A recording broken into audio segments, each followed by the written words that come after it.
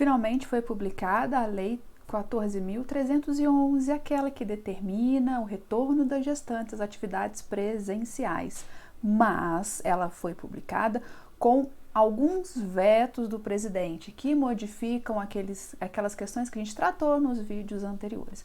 Então, nesse vídeo eu vou tratar do que ficou estabelecido, da obrigatoriedade das gestantes retornarem, quais gestantes voltam, a partir de quando e o que ficou definido nesse veto do presidente e como a partir de agora vai acontecer com essas questões que foram vetadas. Vem comigo!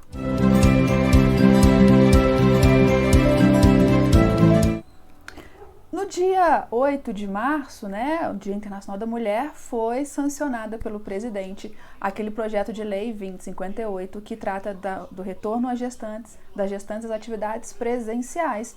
Porém, o presidente sancionou com alguns vetos, E como nós conversamos, o que acontece quando a lei ela é sancionada com vetos? A parte que foi sancionada da lei, ela é publicada, entra em vigor e ganha obrigatoriedade, ou seja, o que o presidente sancionou vira lei e torna obrigatório, ou seja, as gestantes que já foram imunizadas devem retornar às atividades presenciais. Mas o presidente vetou alguns artigos e parágrafos desse projeto de lei. E a parte que foi vetada volta para o Congresso decidir se ele derruba o veto ou não. A gente vai tratar disso ponto a ponto, mas antes eu quero te mostrar o que ficou então definido com essa sanção do presidente, quando que a gestante vai ter que voltar, em que hipótese a gestante volta. Vem comigo na tela. Olha só, esse projeto de lei que agora foi aprovada, a Lei 14.311, o que ela estabelece? O parágrafo 1º da Lei 14.151 passa a ter a seguinte redação. Isso tudo que eu vou falar agora é o que ficou definido. Durante a emergência de saúde pública de importância nacional, ou seja, a nossa pandemia, que se Deus quiser já está acabando, decorrente do coronavírus SARS-CoV-2, a empregada gestante que ainda não tenha sido totalmente imunizada contra o referido agente infeccioso, de acordo com os critérios definidos pelo Ministério da Saúde e pelo Plano Nacional de Imunização. Olha, importante, de acordo com os critérios definidos pelo Ministério da Saúde e pelo Plano Nacional de Imunização, deverá permanecer afastadas das atividades de trabalho presencial. Então, primeiro ponto, as atividades, enquanto durar a pandemia, aquelas que não foram totalmente imunizadas vão ficar afastadas. E quais que não foram imunizadas? O que significa ser totalmente imunizada? É o Ministério da Saúde e o Plano de Vacinação Nacional que vai definir o que é a imunização completa, que daqui a pouco a gente vai ver que isso é polêmico até hoje, porque a gente chega numa lacuna. Olha só, parágrafo 1º. A empregada gestante afastada nos termos do caput desse artigo ficará à disposição do empregador para exercer as atividades em seu domicílio, por meio de teletrabalho ou trabalho remoto ou outra forma de trabalho à distância, sem prejuízo de sua remuneração. Para o fim de compatibilizar as atividades desenvolvidas pela empregada gestante na forma do parágrafo 1º desse artigo, o empregador poderá, respeitadas as competências para o desempenho do trabalho e as condições pessoais das gestantes para o seu exercício, alterar as funções por ela exercidas sem prejuízo de sua remuneração integral e assegurada a retomada da função anteriormente exercida quando retornar ao trabalho presencial. Então, essa parte aqui não muda muita coisa, Tirando um detalhe que o afastamento agora vai ser somente para a gestante que não tiver imunizada. Mas o que acontece? O empregador ou as gestantes, as mulheres que engravidarem a partir de agora, o empregador deve afastá-la das atividades presenciais, colocando-a em trabalho remoto, se for possível que ela exerça a atividade de forma remota. Se não for possível, o empregador pode ainda alterar a função da gestante para que ela exerça essa função de forma remota. E somente na hipótese de não conseguir colocar essa gestante em trabalho remoto, seja o teletrabalho ou outra forma qualquer de trabalho remoto, é que ela vai ficar à disposição do empregador, recebendo a sua remuneração. Vamos seguir para o que tem de novidade nessa lei. salvo se o empregador optar por manter o exercício das atividades nos termos do parágrafo 1º desse artigo, a empregada gestante deverá retornar às atividades presencial nas seguintes hipóteses. Então, vamos lá. Salvo se quem? O empregador optar por manter a gestante em teletrabalho. Então, isso é importante. Mesmo com a publicação da lei, se o empregador optar por manter a gestante trabalhando de forma remota, ele pode. Ele não deve obrigatoriamente determinar que a gestante que está trabalhando de forma remota volte. Se ele entendeu que deu certo essa forma de trabalho, ele pode manter a gestante em trabalho remoto. Inclusive, as gestantes que estão trabalhando de forma remota, elas podem tentar negociar com o empregador que determinar que elas retornem à atividade presencial para que elas continuem trabalhando de forma remota. Lembrando sempre que a decisão é do empregador, tá? E aí agora são as 3 hipóteses em que a gestante volta às atividades presenciais. Ocorrendo qualquer uma dessas 3 hipóteses, a gestante deve retornar às atividades presenciais. Não precisam ser todas, qualquer uma delas já justifica o retorno da gestante. Vamos ver quais são? Olha só a primeira. Após o encerramento do estado de emergência de saúde pública de importância nacional decorrente do coronavírus SARS-CoV-2. Ou seja, acabou a pandemia, todas as gestantes voltam às atividades presenciais. Lembrando, gente, eu recebi muitas perguntas nesse sentido. O que afastou a gestante das atividades presenciais não foi o pegar peso, ter que pegar ônibus, não, foi o vírus. Foi a pandemia. Então, acabou a pandemia, as gestantes retornam às atividades presenciais. A segunda e mais polêmica hipótese mais polêmica não, a terceira que é a mais polêmica. A segunda e a principal é após a sua vacinação contra o coronavírus SARS-CoV-2, a partir do dia em que o Ministério da Saúde considerar completa a imunização. E aqui a gente vai ter um probleminha. Porque o Ministério da Saúde vai ter que editar uma portaria dizendo quando se considera a imunização completa. Por diversas vezes, o Ministério da Saúde já se manifestou dizendo que a imunização completa é após a segunda dose, 15 dias após a segunda dose ou a dose única. Mas isso era antes da gente ter a dose de reforço. Com a dose de reforço surge essa dúvida que é muito pertinente. Se a imunização completa é após a dose de reforço ou após a segunda dose. O Ministério do Trabalho não se manifestou expressamente. O que nós temos são manifestações do Ministério do Trabalho antes da dose de reforço, que dizia que a imunização completa se dava 15 dias após a segunda dose. Então, o Ministério da Saúde vai ter que se manifestar nesse sentido para acabar com quaisquer dúvidas que possam surgir em relação a esse tema. O Programa Nacional de Imunização, por sua vez, fala da terceira dose. Então, a gente segue com essa dúvida, esperando que o Ministério da Saúde se manifeste sobre esse ponto. Agora, olha a terceira hipótese de retorno das gestantes às atividades presenciais. Mediante o exercício de legítima opção individual pela não vacinação contra o coronavírus SARS-CoV-2, que lhe tiver sido disponibilizada, conforme o calendário divulgado pela autoridade de saúde mediante o termo de responsabilidade de que trata o parágrafo 6º desse artigo. Então, o primeiro ponto que eu quero conversar com vocês. Se a gestante não tomou vacina porque não era disponível para ela, seja por algum problema médico pessoal que ela tenha com a vacina, seja porque na localidade onde ela mora não foi disponibilizada a vacina a ela, aí ela não tem que assinar esse termo de responsabilidade. Esse termo de responsabilidade que a gestante assina para voltar a trabalhar é quando a gestante não toma vacina porque ela não quer. E aí, olha o que fala o parágrafo 6º desse artigo, depois a gente trata dos vetos. Olha o parágrafo 6º e 7º. Na hipótese de que trata o inciso 3 do parágrafo 3º desse artigo, que é esse, que fala que a gestante que não se vacinou pode assinar o termo de compromisso, a empregada gestante deverá assinar o termo de responsabilidade. Então, ela vai assinar um termo de responsabilidade e de livre consentimento para o exercício do trabalho presencial, comprometendo-se a cumprir todas as medidas preventivas adotadas pelo empregador.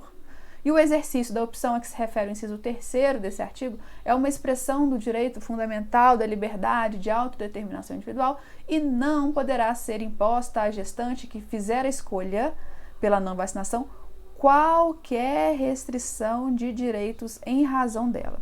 E aqui a gente tem dois problemas sérios.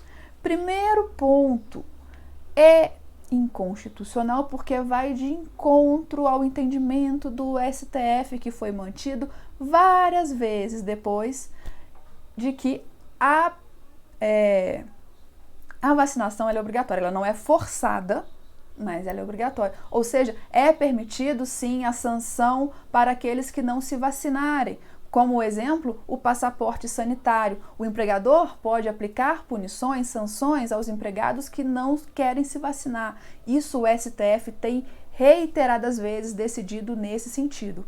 E esses parágrafos, o parágrafo 7º, na verdade, vai contra o entendimento já consolidado pelo STF nesse sentido. Então, a gente vai ter muita discussão sobre esse ponto. E ainda gera um outro problema, porque a lei, ela diz que a gestante que não quiser se vacinar, ela assina um termo de compromisso, volta a trabalhar de forma presencial, né, expondo ao risco aos empregados que se vacinaram, a todos os empregados que trabalham na empresa, e ela não pode ser punida. Mas pensa numa empresa que tem uma empregada que não toma vacina porque não quer, e uma empregada gestante que não toma vacina porque não quer. A gestante assina esse termo de responsabilidade e não pode sofrer punição. A empregada que não quer se vacinar, mas que não está gestante, não tem termo de responsabilidade para assinar, e mesmo que ela assine não tem validade, ela pode ser punida pelo empregador, porque esse é o entendimento do STF. Aí você gera uma questão de... você quebra a isonomia que deveria existir entre os empregados. Você vai tratar diferente os empregados? Ou você não vai punir mais ninguém para se resguardar de depois, futuramente, ter uma ação de reversão de justa causa para o empregador que aplicar a justa causa aos empregados que não se vacinarem? É um problema sério dessa lei e que com certeza vai ser discutido ainda. Agora eu quero tratar com vocês da hipótese que foi vetada, das hipóteses de veto que o presidente vetou. Primeiro ele vetou o inciso 4, que não tem tanta relevância assim. Por quê? Porque ele era aquele artigo, aquele inciso que dizia que no caso de aborto espontâneo, a gestante retornava 15 dias após, mas isso a própria CLT já estabelece, então não causou nenhum prejuízo a retirada desse inciso do projeto de lei e agora da lei que foi aprovada, né? Mas o parágrafo 4º e o parágrafo 5º são extremamente importantes e esse veto do presidente causou um problema sério. Por quê? O que tratava esse parágrafo 4º e o parágrafo 5º? Esses parágrafos eram aqueles que previam, na hipótese da gestante que não completou a sua imunização completa, ela permanecer afastada e ser considerada gravidez de risco, ser afastada pelo INSS e receber a remuneração do salário maternidade, até que ela completasse a imunização completa, ou até que cessasse a pandemia, ou até que nascesse o bebê. Nasceu o bebê, ela entra em licença maternidade e continua recebendo a licença maternidade paga pela Previdência. Ou seja, era aqui que os parlamentares, né, os congressistas, tanto os deputados quanto os senadores, desoneravam o empregador e colocavam esse encargo por parte do governo, da União, da Previdência, que deveria ser. O grande problema todo dessa lei 14.151, né, aquela lá do ano passado que determinou que as gestantes se afastassem das atividades presenciais e ficasse à disposição e o empregador remunerando, foi o grande problema. Porque o problema não foi a gestante se afastar, o problema foi esse encargo recair unicamente sobre as empresas. Pense nas pequenas empresas que têm diversas gestantes, tem muita empresa que teve que afastar muita gestante, arcar com os custos, com a remuneração da gestante e contratar pessoal novo para ficar no lugar daquela gestante. Então, a empresa foi extremamente prejudicada. O problema não era afastar a gestante, o problema sempre foi esse ônus recair unicamente sobre as empresas.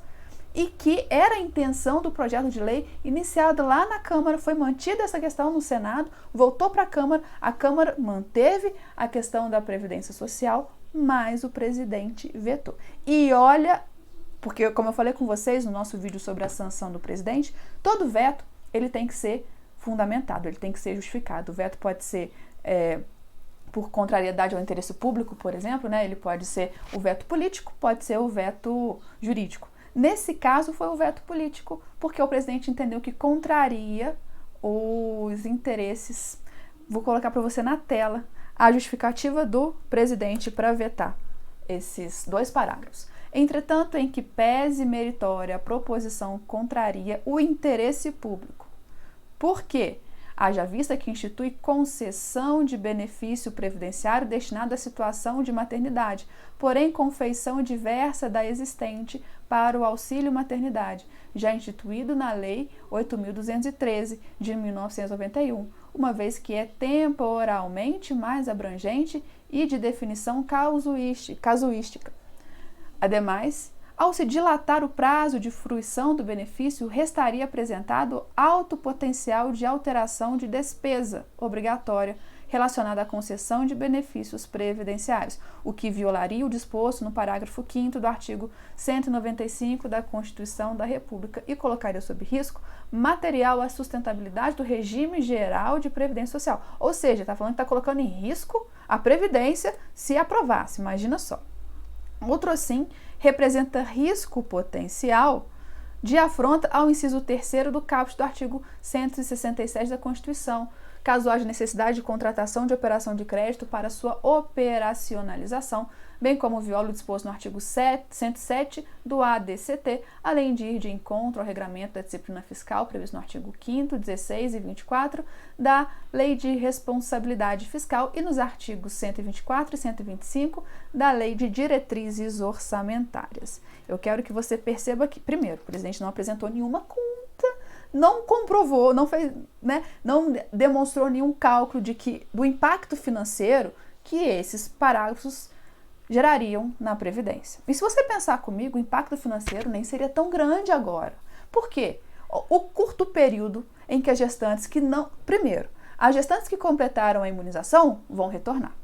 Só ficaria a cargo da Previdência aquelas que não foram imunizadas enquanto não se imunizarem por completo, ou aquelas que por algum motivo não podem ser imunizadas. Que impacto financeiro é esse que nem sequer foi demonstrado para o veto? Então, o que acontece agora? O Congresso ele tem o prazo de 30 dias para decidir se derruba ou não o veto. E aí são deputados e senadores votando juntos por maioria absoluta para ver se derruba ou se não derruba esse veto do presidente. Entendo que tem grandes chances, porque isso foi uma luta muito grande no Congresso para colocar, né? E a intenção dessa modificação na lei era exatamente tirar o ônus do empregador. Vamos ver como vai ficar essa questão. Por hora, o que você, gestante, precisa saber?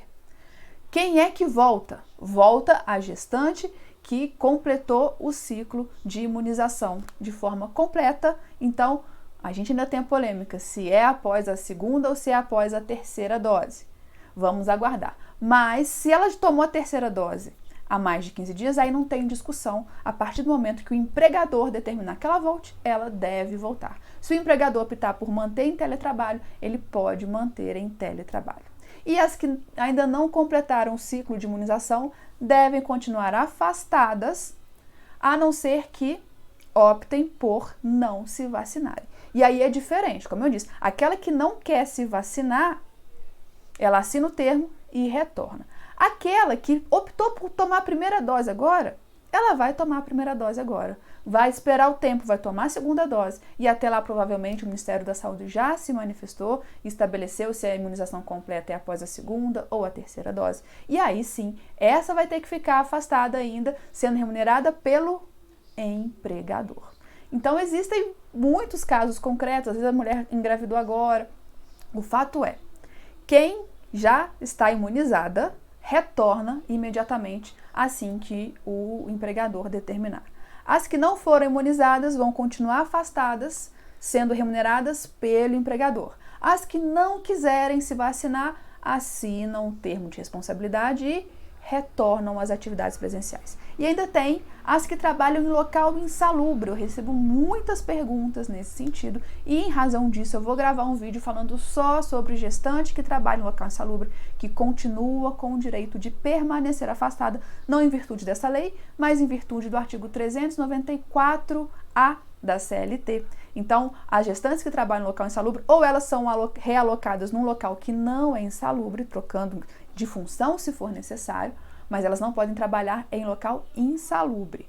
Ou elas são afastadas e aí sim, nesse caso, é considerada gravidez de risco e elas recebem o salário maternidade até que o filho nasça e aí passa a entrar no período da licença maternidade, ou seja, isso já é adotado. Existem muitos casos de gestantes que conseguiram, a empresa, na verdade, entrou contra o INSS, obrigando o INSS a pagar. Então, empresário, procure o seu advogado, veja a possibilidade de tentar uma ação contra o INSS, obrigando a Previdência a considerar a gravidez de risco e pagar o salário maternidade. Já tem decisões nesse sentido. Então, veja lá. E gestante?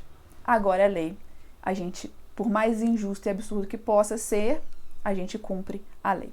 Dúvidas, deixa aqui nos comentários. Se você ainda não se inscreveu, se inscreva, ative as notificações, que já já vou gravar o vídeo sobre as gestantes que trabalham em local insalubre, tá bom? Te espero no próximo vídeo. Até lá!